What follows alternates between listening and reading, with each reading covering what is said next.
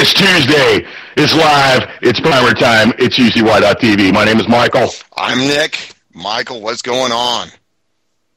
Man, I'll tell you what, the north wind is coming in, and we're starting to get a little bit cold. It's been a pretty good windy afternoon, and I'll tell you what, the burp rag that I put underneath my truck, Bountiful Leavings, has blown across into the empty field, and I'm not going to go get it right now.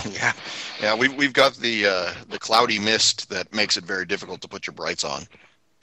Yeah, I don't like that stuff. I really don't. No, it's I think we got a couple days of cool coming up, and in honor of that, I was actually able to get out of here and do a little bit of shooting in the past couple of days. That's awesome. How about you? Where'd you go? I just went. Go ahead. I'm sorry. Yeah, I was going to say I actually did get a chance to go out and do some shooting with some shotguns, so I was having a good time. I like shotguns a lot. Tell me about yours. So I actually was invited to go on a little bit of a driven hunt in a couple counties away from where I live, and it's a county that has a firearms restriction, but they do allow shotguns. So one of the guys I was hunting with was very nice and allowed me to borrow his Browning Gold 20 gauge slug gun. Oh yeah. I think you told me about this, Browning. I got a thing for Browning weapons. They're just nice pieces of work, and nothing else is like them really when it comes down to it. Yeah, and this seemed, like I said, this seemed to be an heirloom piece. I think he's had it for a while, and he picked it up from somewhere. So that's cool. You know, he allowed me to use it, and it has a variable power scope on it, and it's dialed in for the Barnes slugs that he can't get anymore. So he told me, he's like, hey, if it's brown, it's down, and shoot it like you own it. That's pretty nice, you know. I mean, there's a nice bit of history that seems to come with every used Browning firearm that's out there, maybe with the exception of the Buckmarks, you know, the economical little 22 long rifle pistol they make. It just seems that every other Browning out there's got a little bit of age on it and has a little bit of style, it seems. I have an affinity for Browning products. Yeah. Well, like I said, I've had good and bad experiences with Browning. This shotgun cycles flawlessly, and like I said, of course, it's a 20 gauge semi-automatic, and couldn't be happier not lugging a 12 gauge and its shells around. So, you know, I had a good time, and I will tell you that for anybody that goes out in the field with a firearm, one of the best things you can have is something to sit on, because there's a lot of time where you're just waiting. And then for the 30 or 40 seconds that you're actually standing, you can pretty much handle that. That's kind of why I sort of dig shooting birds a little bit more. I like being able to kind of sit back in the chair and talk with my buddies, something that you don't get a chance to do as much when you're shooting stuff on the ground. Right. You know, there's a little bit more leeway for noise, and hell, I can have a cigarette at that point, which after Christmas or after New Year's, no more fine, tasty menthols for me. Well, it's expensive to do that, so I understand. Yeah. Well, you know, I had to look at it as I was smoking a box of 9mm a day. Yeah. That's basically what it comes down to be. You don't want to do that. Well, I mean, it's that, you know, in the price equalization. Right. So, yeah, I'm gonna kick off the menthols after New Year's. Yeah. But so, until then, I'm going full bore. Give me those big fat menthols, please. Thank you very much. So what I found very interesting about this firearm that I was using is that, you know, it was cosmetically is in great shape. You know, the guy's taking really, really good care of it. It is older. You know, I would assume it's probably anywhere from 10 to 15 years old, but just the quality was evident about the shotgun itself. And then, you know, seeing through the scope, absolutely no problem. Shouldered it very easily, and you know, my shoulders ain't the greatest, so made a heck of a deal being a 20 gauge versus a 12 gauge. So that's really cool. I'm glad you got a chance to get out there and play around. You know, I happen to like shotguns quite a bit, so I'm sort of jealous that you got to go out and play with that. I got to I shot with a friend of mine. He purchased a Ruger LC9S that came with a laser module already attached to it. So we went out and fired that and actually sighted in the laser. Okay. And that was kind of fairly interesting experience. I'd never actually sighted in a mounted laser like that before, and it's at least this model was not the what you kind of see in the movies or anything for anybody that's been interested in laser sights or anything. The bullet did not hit exactly where the dot was at 21 feet, right? but it came really close, like within an inch and a half, and using the best steady rest we could find, put together. It was about an inch to the laser once we were all said and done. And it took I'd say it took about 12 shots to get the thing centered up, which was a hell of a lot more than it takes to, put a scope on target. Right. Yeah. It just depends on how familiar you are with it, and of course, if it's the first time you're ever using it, there's going to be some lead in to get it right on. Yeah, it was a little bit of room to play. This subject of lasers comes up, and recently having a talk with a good friend of mine, on a guest of the show, Captain Gringo. He was discussing for all of us who are getting on a little bit in the long in the tooth, a little bit older, how nice it would be if there was a laser that made a softball-sized target, say at like 30 yards or something. Right. Like the laser itself was about the size of a softball. And I think that deserves some looking at. Yeah, well, when you're talking about lasers, obviously you come into your own, individually attached optics, meaning your eyes. Some people don't see that laser imprint on a target the same way. Some people see it a little bit more fuzzy. People see it a little bit more fine. One of the things what's that? Quit calling my eyes fuzzy. They might be glassy, but fuzzy. Yeah. So, you take a look at it. You definitely want a laser that's adjustable in its intensity. So, how bright it appears. And you also want to be able to adjust the sharpness, how fine that laser point gets to be. Well, I'll tell you what, the laser that was on this Ruger, it was not adjustable for its intensity, and it was not adjustable for any sort of fineness. The only thing it had was a steady beam mode and a flashing beam mode. And we found that when trying to actually put the laser right exactly where the bullet would hit, it actually moved the centerpiece, the eye of the laser, I guess you'd call it, straight up to the into the housing. So it didn't seem possible. And I'm not saying that it's not an effective unit. I mean, it's actually pretty neat. It came with its own holster, and the laser presents itself as soon as the gun is exposed from the holster. Right. And it's pretty nifty. I mean, there is an off switch on it, if you don't wish to have it on at that point, But it's a pretty nice little setup.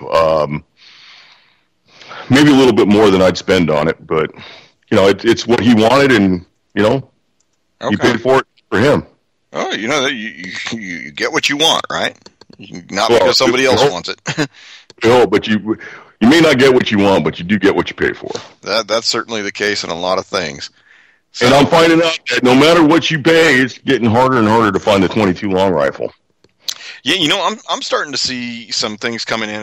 We're getting the hey, this is the last 36 hours before Christmas mailers that I got today, and saw one of the big box in my local areas was selling the 500 round 22 Thunderbolt for $49.99.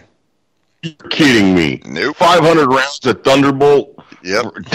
10 cents for Thunderbolt. Yeah, that's it. For Remington Thunderbolt, we're talking about the same Remington Thunderbolt, right? In the green with the little lightning on it. All right, so let's discuss what Remington Thunderbolt is. It's a 40 grain bullet that moves at about 1,100 feet per second, and it's an exposed lead bullet. It's not a nice jacketed bullet. It's actually fairly dirty. And they want 10 cents a piece for those? That's it. That's a little bit insane. I hope nobody buys it. Yeah. That stuff should be about a nickel a piece, maybe 4 cents a round. Yeah, it should be.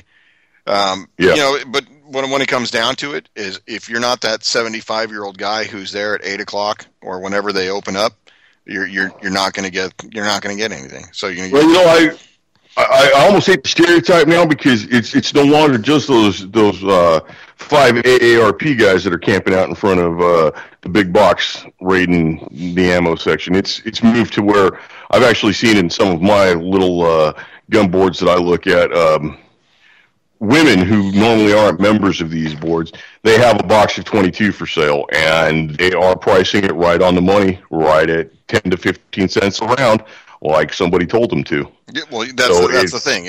This is the industry standard now. Yeah.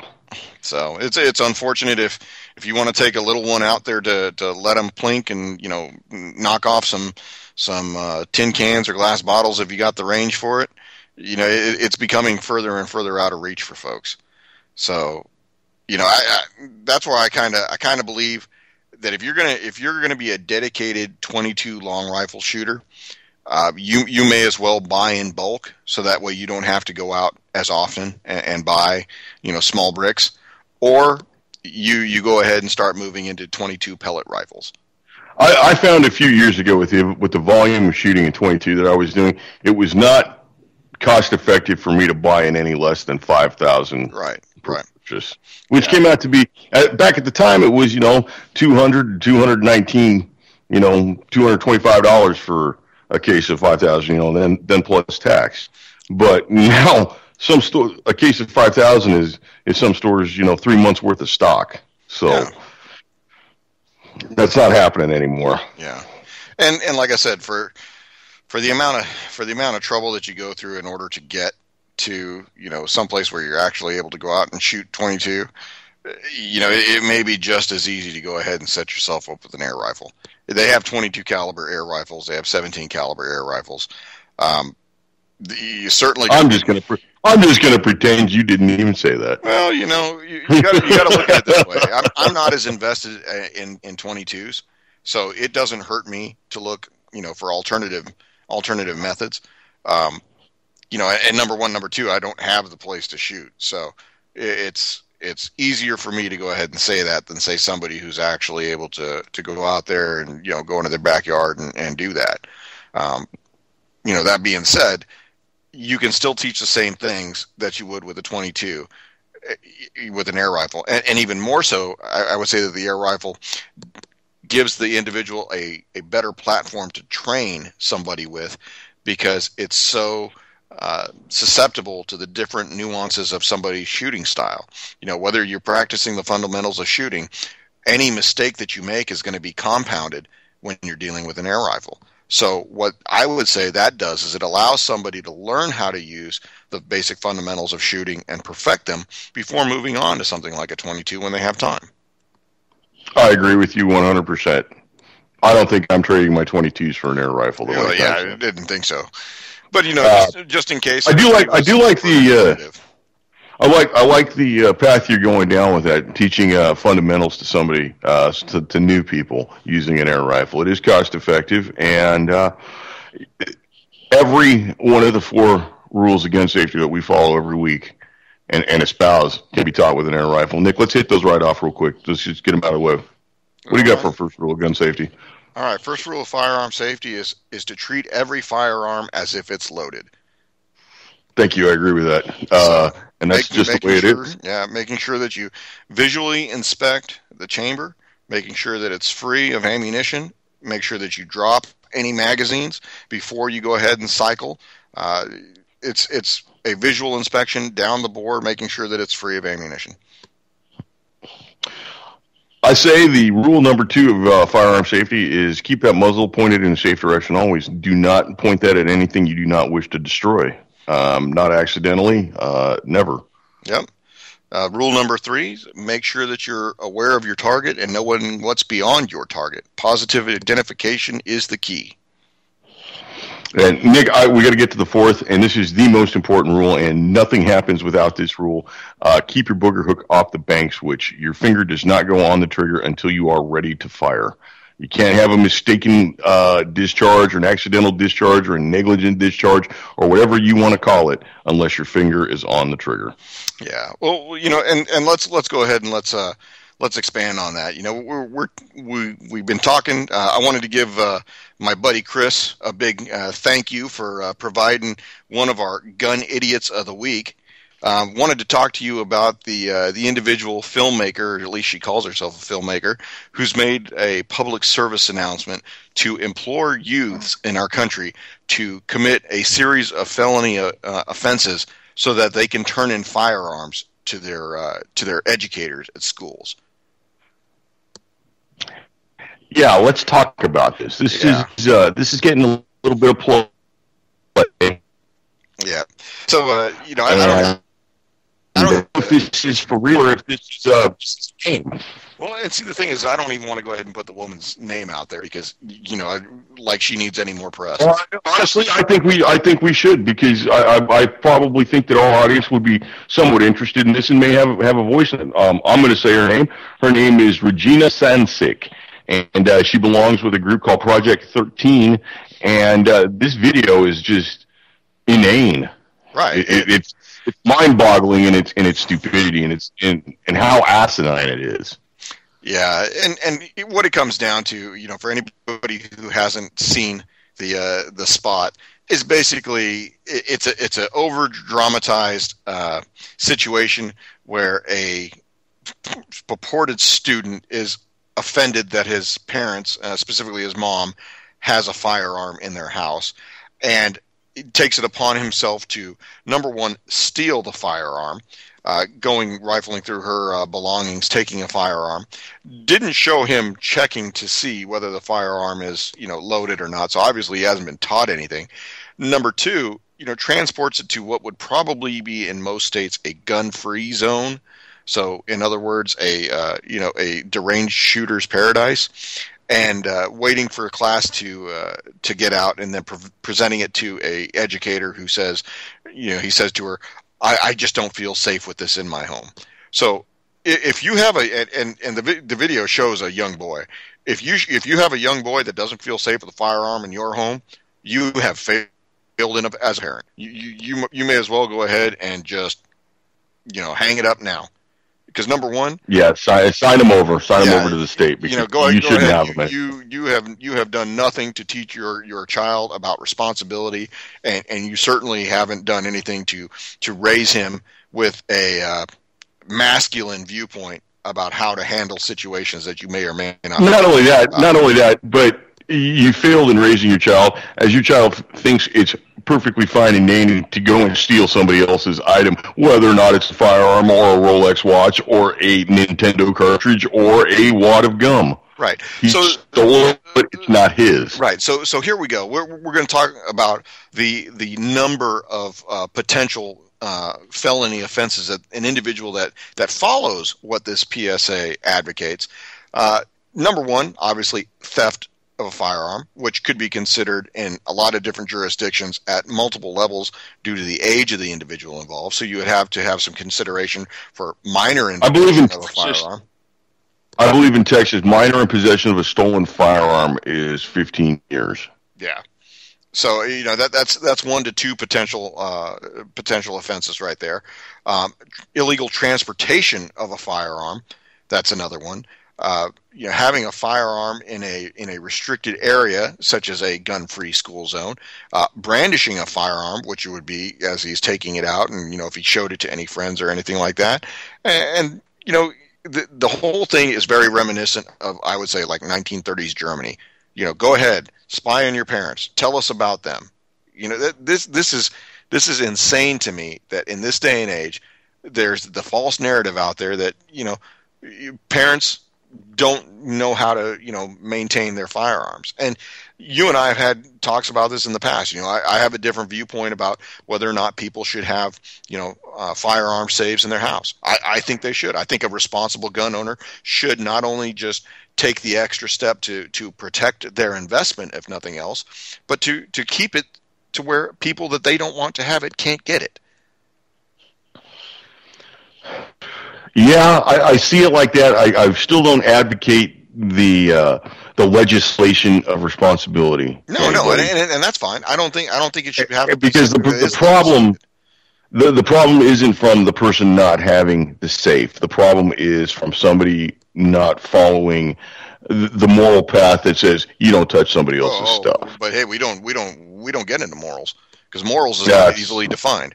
So whether it's something that's moral to you may not be moral to the next guy. So that, to me, that whole line of reasoning goes out the window. Well, I'll tell you what, as a firearm owner, my line of morality states that you do not touch my firearms unless you are invited to. Yeah, that should be any property, not just just respective of firearms. But I got what you're going with. So what I'm looking at is that if I am that parent, okay, and let's take a little crazy Newtown shooter guy, okay, he stole his parents' gun. He didn't feel safe with it in the house. He took it to a school zone. Guess what he did with it? Shot up the school. Okay, pretty much doing everything that this woman advocates, but didn't have the same result at the end. So, yeah, Well, yeah, and that's sort of an extreme example, but let's just take it. Let's take it as this woman says it should happen. So, little Jimmy Dummy goes and picks up himself a Daddy's 38 out of the top of the drawer, and I mean, seriously, the video is almost laughable because anybody who actually keeps a firearm like in the underwear drawer does not keep it right on top of the tighty whities. Right, it's usually buried underneath them. Okay, so he picks up the firearm and he takes it to school. Right. Takes it out and presents it to the teacher. The teacher goes nuts, screams, and calls the school safety officer, who now shoots Jimmy dead. Right. Okay, so we've got this problem. I just the whole thing is crazy, and I mean it's bad enough to where out of the Contra Costa Times, a nice little hamlet of the San Francisco Bay Area. That's right. The charter school, which is North Oakland Community Charter School, have tried to distance themselves from this production, even though it was filmed at their location. Yeah. Well, it's kind of like the Utah National Guard trying to turn its back on the calendar that had the scantily clad women in it after the fact. Yeah, hindsight's 20/20, right? I think so. And just one more thing about this little video that I thought was just kind of interesting. The pistol that this kid takes out, because this is something that I do. I see a pistol, I try to identify it or something like that. Yeah. The pistol this kid takes looks to be one of the Air Matrix X1s, the 22 caliber 10 round pistol that was recently touted as the answer to all gun related, firearm related issues. The one that you have to wear the bracelet. Yeah, well, this is the one that was basically going to stop gun sales in New Jersey. Right. That one. So I just putting that together and being a gun guy, knowing that there's not a whole lot of those kind of around, that's kind of a rare item, makes me wonder where she got her hands on one of those. If she's so anti-firearms, where did she get a hand on something that's, well, honestly, it's going to be a rarity. It's going to be an expensive item in the future, just because there's probably only maybe 1,000 of them floating around the nation right now, if that many. Well, who's to say that she didn't have something created on a 3D printing machine? Who knows? It could be. Yes, we are in the new millennium. We are, and far be it for me to think that this woman would even have the wherewithal to come up with a firearm on her own. She's obviously got a issue with people having private ownership of firearms to begin with. This whole video is so over the top. I almost wonder if it's not some sort of stunt. I mean, it would be. If it was a stunt, I would hope that it's done in the guise of, hey, we're doing April Fools probably about 4 months early. Maybe. I just can't see any rational. If there's some militant arm of gun owners of America out there that got themselves a video camera and they got They took the subversive wing. That's right. They did. Taking the fight back to the man. So, the way I look at it though is this has got the moms demand action all over it. This is it's made for a niche crowd. Right, it's made for a certain type of people, and I'll tell you what: if I was the kid in this video, I wouldn't go to school. Nick, your idea of this being made for a niche crowd must be the true definition of niche, because I cannot see this having any sort of effect with anybody who's got above room temperature IQ. Yeah. Really, I mean, I think anybody who would look at this, the most anti-gun person would look at this and go, "Oh my God, that's a bad idea." Well, but I mean, it's that bad of an idea that says that it's a bad idea. There's at least 10 more that go, I believe it. Yep, that's exactly what you should do. Bravo. We get to the point now. We're getting into the argument where like 90% of Americans cannot even agree whether or not water is wet. Yeah, well, and those are the same type of people that would put their firearm on the tighty whities. Well, I'll tell you what. Speaking of putting the firearm on the tighty whities, we got something along those lines in Ohio. A shopper with a concealed weapon shot a 16-year-old boy who attempted to rob him. Did that 16-year-old boy have the due process of the law to determine whether or not he in fact did intend to rob? I don't know, but when the 16-year-old boy pulls a firearm and says, "Give me your Jordans," the owner of the permit and the legally authorized carrier fired and put the boy down. Yeah, well, this was in near the Dayton Mall outside of Cincinnati. I seem to remember being told by a very senior maternal member of our family, way back when, that certain people serve as examples for others. That's right. Yeah. Well, I'll tell you what, let this be a lesson for everybody. The Miami Township Police said the slain teenager and two other youths went to the Dayton Mall on Saturday for a shoe sale. Reporters were told Monday that details were still being investigated, but the teens apparently got there too late to buy the shoes they wanted to. He didn't have any details on the shoes. Okay. The police said that three juveniles from Middletown then approached two men outside and demanded their merchandise. They said one juvenile showed a gun. One of the adults who had a permit to carry a concealed weapon then fired his own. It wasn't clear whether the adults had the shoes the youth were seeking. Yeah, this is so 1988 and the Air Jordans. It's crazy. It really is, but I mean, a bright spot to counter the crazy is Western Pennsylvania municipalities are shooting down gun laws left and right. Yeah, actually, speaking of shooting down gun laws, were you privy to the information that just came out that a federal judge struck down a ordinance that removed the right of individuals that have had stays in mental institutions from owning a firearm? That's interesting. Yeah. So we had talked about this a while back with the folks in California. That's very interesting. Right. So, basically what you've got is different circuit courts in the United States have different interpretations. And I see this going to the Supreme Court at some point.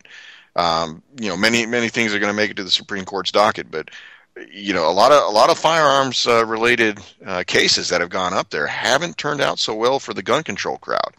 So I don't think it's a sea change. I think that more and more you're going to see the individual right to own a firearm be protected.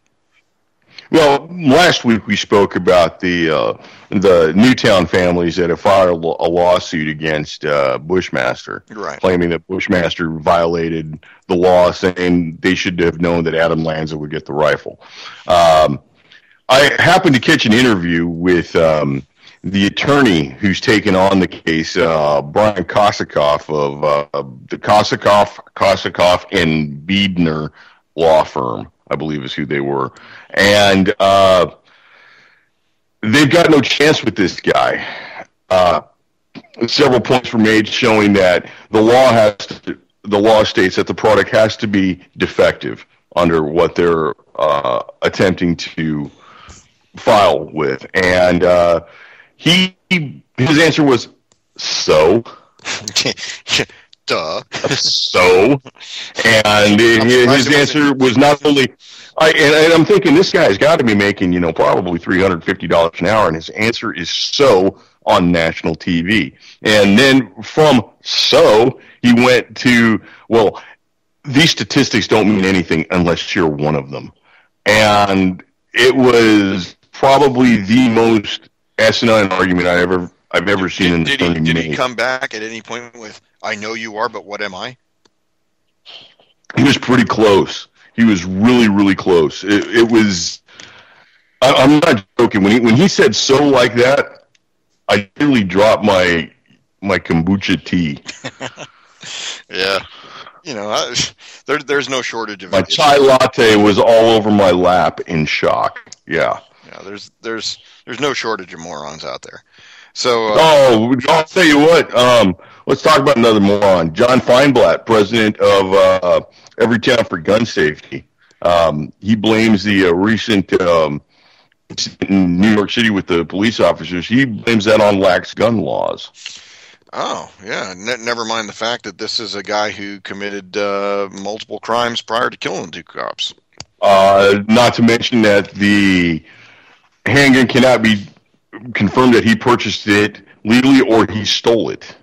None of that information. And never mind that he shot his girlfriend prior to killing the two police officers. Yeah, so there's all kinds of questions about this, but never mind the questions. They've spared no evidence the chance to cry for more gun control, and how this is just common sense reform that we have. Well, I'll tell you what common sense reform is: do not give your goddamn guns to nobody who's telling you to give them up. Yeah. That's common sense.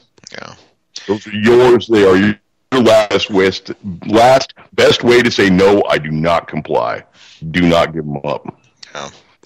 Well, so hey, I wanted to go into that federal judge ruling from the Sixth Circuit Court of Appeals. Basically, what it was, we had talked about earlier how California was going in seizing guns from folks who had been at one time or another under a mental hold, whether it was a 72-hour involuntary hold or whether it was the hey, I need time because my kid just hung himself and I need some time to get myself sorted out. The Sixth Circuit Court of Appeals said that the federal ban on gun ownership for those who have been committed to a mental institution violated the Second Amendment rights of a 73-year-old gentleman named Clifford Charles Tyler. He had attempted to buy a gun, but he was denied based on the grounds that he had been previously committed to a mental institution in 1986 after going through some mental problems after a divorce. He was there for a month, no issues, went on about living his life, and was denied a purchase. So, this is in the line of the same types of rulings that the Supreme Court has taken up and has voted as unconstitutional. And when DC gets I was going to say the People's Republic of District of Columbia, when Washington DC can no longer ban personal firearms ownership, as was outlined in a ruling from the Supreme Court in DC versus Heller.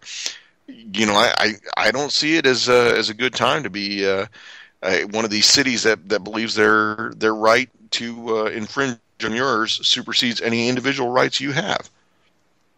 Well, I see that happening as well. Western Pennsylvania has shown that they're shooting them down. They're removing them from their books. Governor Tom Corbett signed into law Act 192, which allows Pennsylvania gun enthusiasts and groups that have them as members to sue communities that have set rules that infringe on gun rights. That's a great big step right there.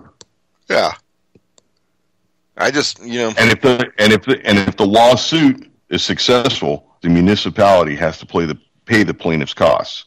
And that's another big step right there, because look at who the names we've mentioned, mothers against gun control, or moms demand action, or whatever the hell they're called this week.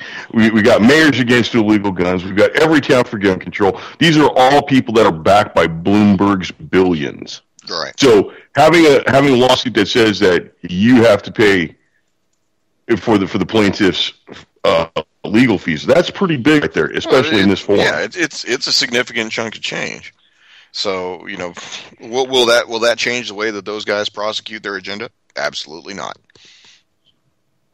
Absolutely not. There's a lot of money that goes in there to get them funded to do their work, and there's no shortage of it. So, it's for them, it's business as usual. Minor setback. Well, I'll tell you what, minor setback and business as usual brings us to Chicago. And Black Lives business Matter. as usual. And here is here's the setback, the minor setback. Mayor Ron Emanuel's 17-year-old son was robbed on Friday night across the street from his family's North Side home, leaving him with a chipped tooth and a fat lip.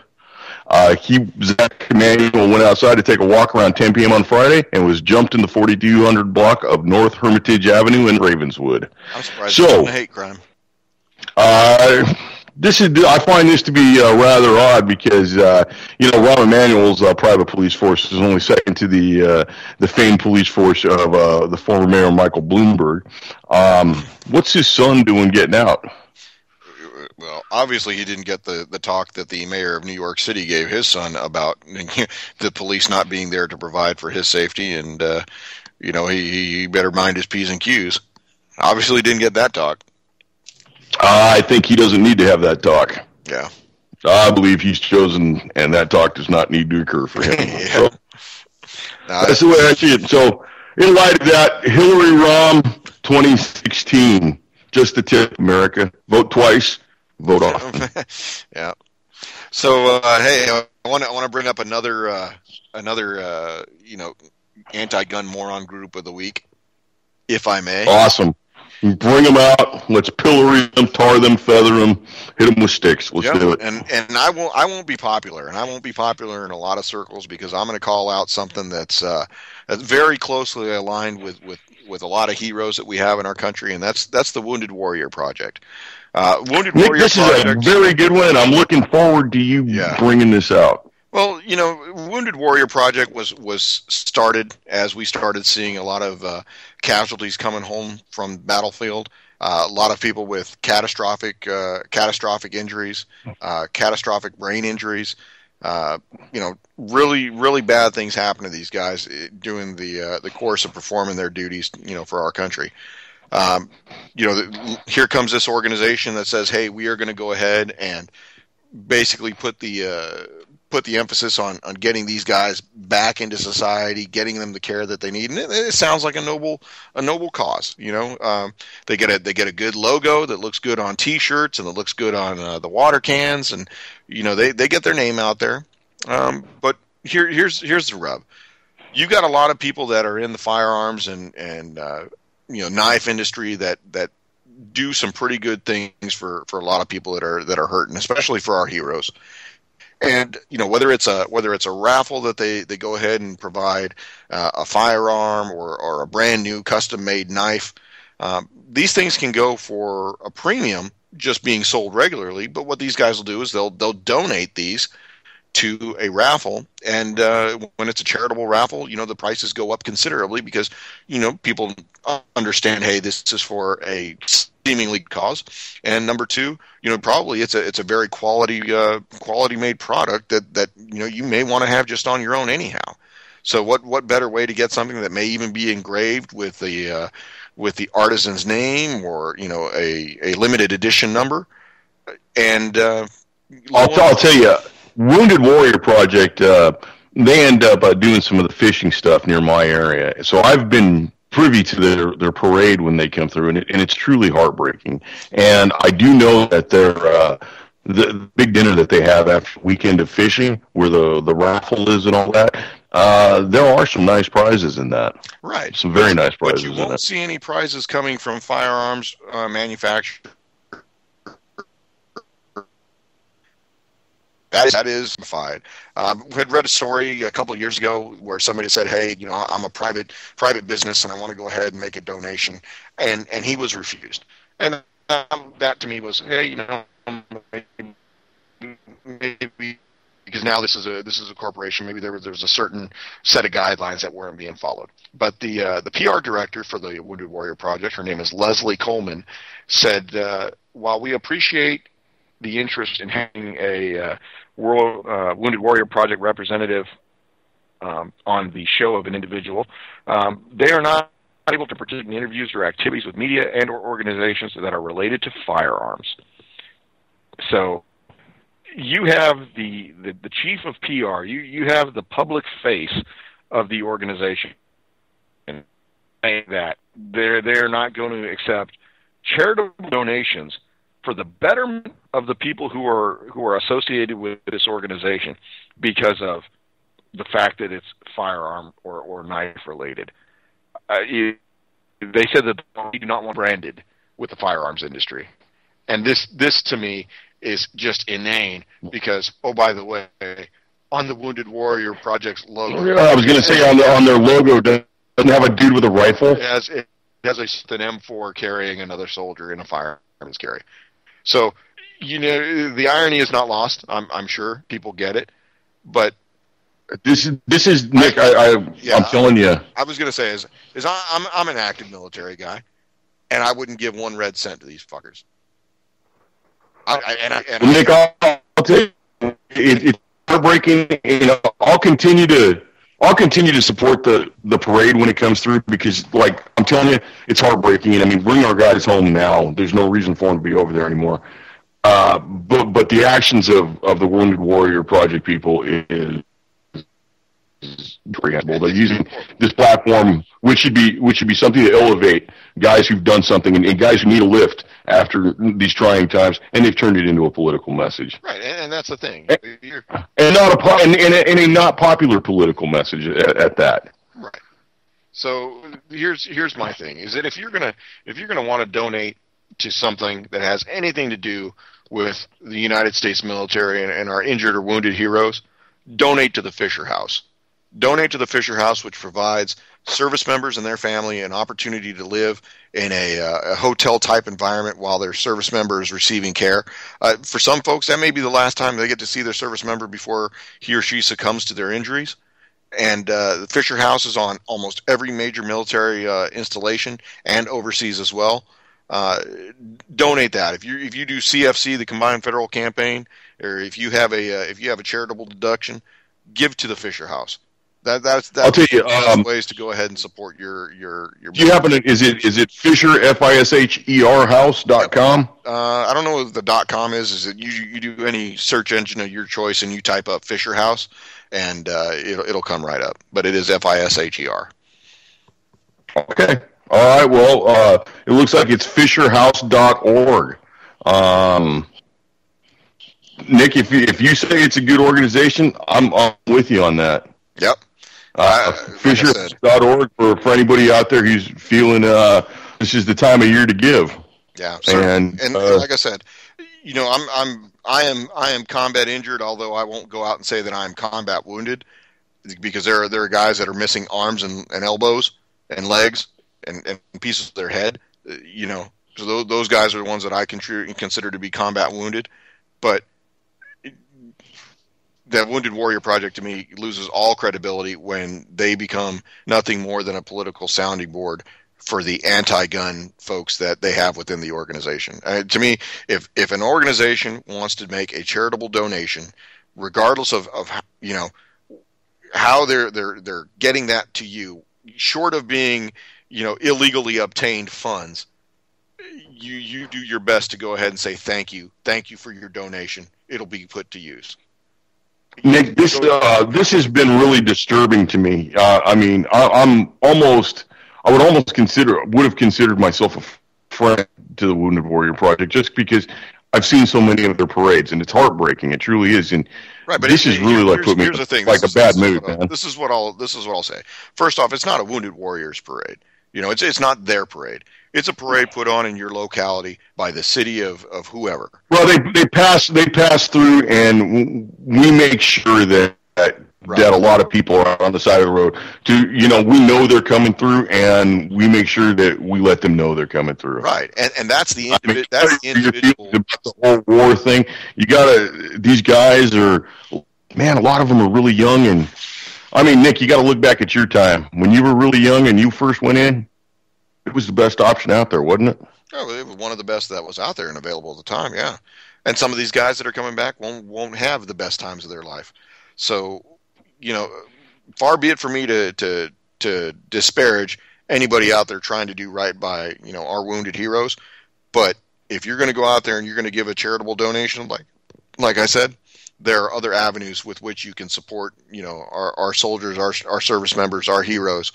And that don't care if you have a certain belief. So, I give the big FU to the Wounded Warrior Project every time I go somewhere. I know my buddy Chris out there has seen me give a couple of, one finger salute to those guys. Well, I'll tell you what. Honestly, they have not sold T-shirts at a gun show in probably 2 years. Yeah, you wonder why that is. They used to be all over the place. And to be honest with you, I bought a couple of the T-shirts.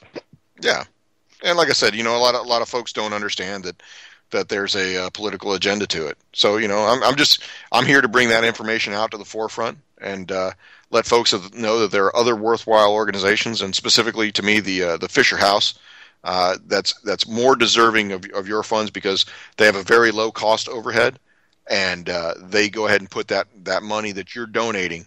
I think it's 98% of every dollar. 98 cents on the dollar. That's an amazing amount of return because usually the number is somewhere in the 30 cents on the dollar is what goes, 30 cents or less is what goes to the claimed targets of the donations. Certainly. Yeah, and like I said, it all goes to the unnamed executive who, board of directors, whatnot. The good thing about the Fisher House is that it started by an individual, and his family through his endowment continues that organization, and they are independently wealthy folks. They are doing something genuinely out of their respect and profound appreciation for the sacrifices that our service members and their families have made.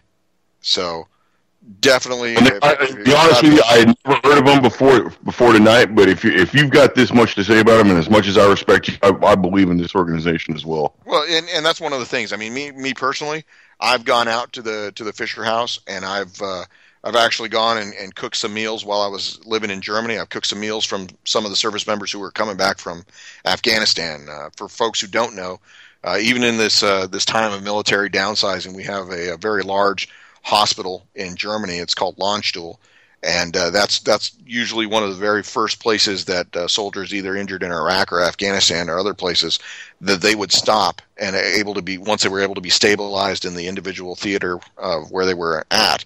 So they'll come to Germany, and I actually had the privilege of going out there, cooking some food and feeding some families. These people travel from all over the United States to come see their loved one who's injured, and giving them that opportunity to be there. The Fisher House has never said no to anything that I know about. And so, like I said, if you're going to go out there and you feel it within your person to make a charitable donation, give to the Fisher House. They use it, and they use it appropriately. All right, so that's fisherhouse.org. Fisherhouse.org. All right. Well, Nick, I'm off my soapbox. That was it. Well, I'm glad you got the platform to do it. And I mean, UCY TV here. There's plenty of really interesting programming out there. There's a little bit for everybody. There's some stuff out there, frankly, I don't understand, but it's really good to listen to. You kind of expand horizons with it. So I got a question for you. I got a question for you. Sure. So, here we are with the last, I guess 24 hours before the jolly guy in the big red suit gets on his sleigh and starts delivering presents. What types of discount deals are you seeing in your local big box, the academies and whatnot? I haven't seen really anything. Nothing that exceeded the Black Friday values, and actually Black Friday seemed to be the killer.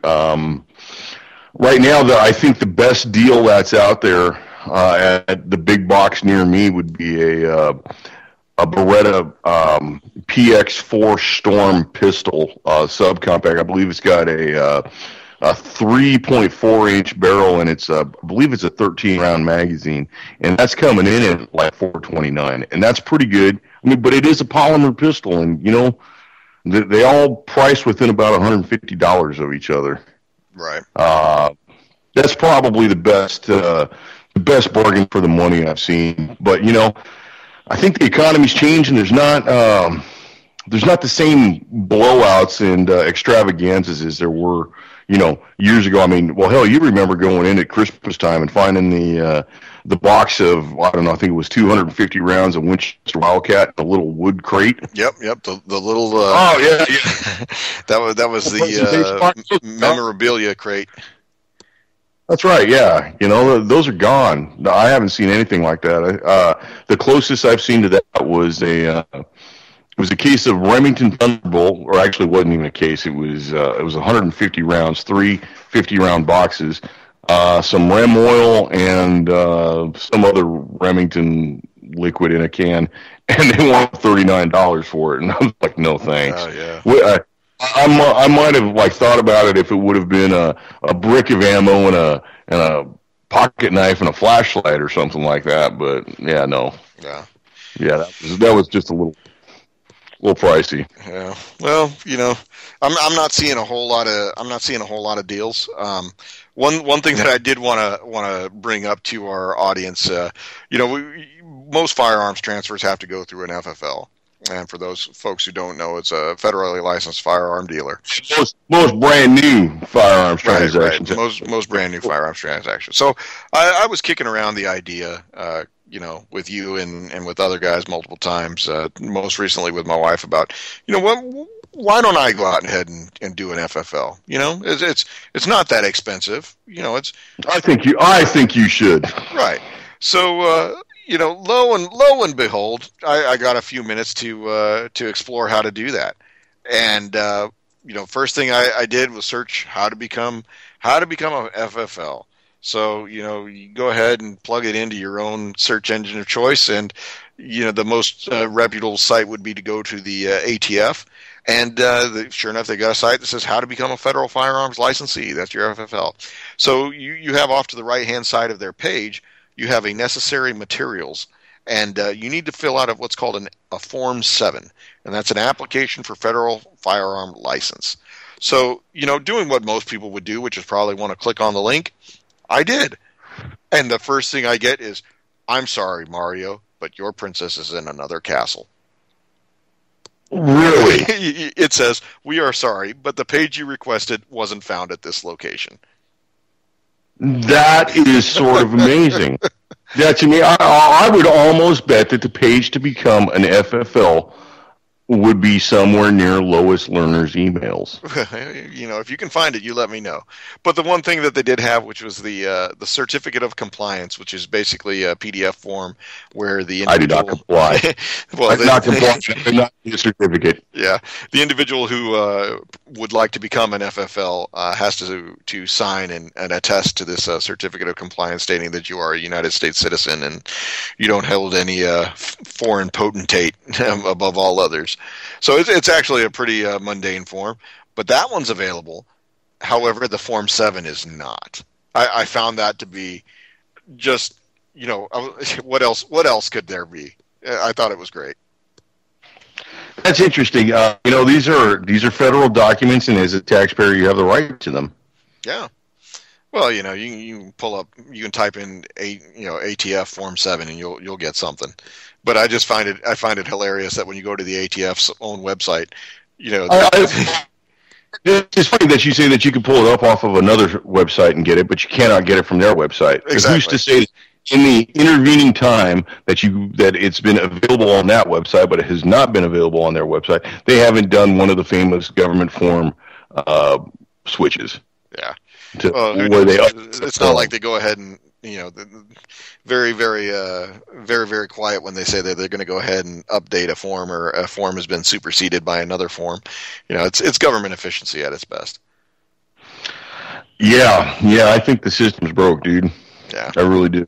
And the only thing that really stops me right now from go ahead and filling it out, aside from the fact that it's not on the ATF's website, is you got to go ahead and you got to do some good record keeping, which probably isn't all that hard. I'm pretty decent at keeping records, but certainly don't want to have the old 2-year-old running around with somebody's record of firearm purchase. So I need to go ahead and find a safe location to be able to store such paperwork. Are there any requirements for say a fixed location or security of it or anything like that? Well, right now you have to attest to be the responsible person. So if you're going to do like a home-based FFL, like I said, you're going to have to fill out that attestation form, or what was called the certificate of compliance. You know, the ATF has 60 days to approve or disapprove your application. You know, it's a myriad of different things can cause a delay in it. The only thing that the website brings up is about record keeping requirements, and it just says licensees must maintain records of all firearms receipts, disposition, including the name, age, place of resident purchasers. So, you know, you just got to do some basic record keeping. I think you should do it. Yeah. Well, you know, I'll give you a heads up. What? Everybody should have a brother who's got an FFL. or has straight up honest, everybody should. Or has the opportunity to do. So, but hey, Michael, we're getting close. We're getting down to the end of our time slot here, and I wanted to go ahead and I wanted to congratulate the 2014 Pyongyang My Crank Fantasy Football Champion, yours truly. Took it to my buddy Chris. He's going to have a muddy barrel. Illegal formation beat the Show Me Your TDs 98-91. Congratulations. I know that fantasy football is one of those things that turns you crank, and congratulations on that. I don't know exactly what you get the guy who won fantasy football land. You get him the Big Dick Playa Award. I would, you know what, how about I just get you a beer, dude? Well, that'll work too. So, Michael, I wanted to say thank you to our listeners out there in UCY. I want to say thank you to Jules for giving us the platform, and I want to say thanks for another great week, and good talking to you. Hey, Nick, truly, it's my pleasure to speak to you every time. I'd like to say thank you to UCY.TV for giving us this awesome opportunity just to, well, yeah, man, me and you, we just get up here and we talk about what we care about. And I just like to thank everybody for kind of like hanging out and listening to our chat and, you know, seeing what we're kind of about. Everybody, thanks a lot for listening. It's been a great year, and I hope everybody gets the chance to spend time with their loved ones over this holiday season. You can buy a gun. 9mm is the way to go. 9mm is best millimeter. All right, Merry Christmas. Everybody go out and buy a gun. They're buying a gun. Buy 2 guns. What the hell?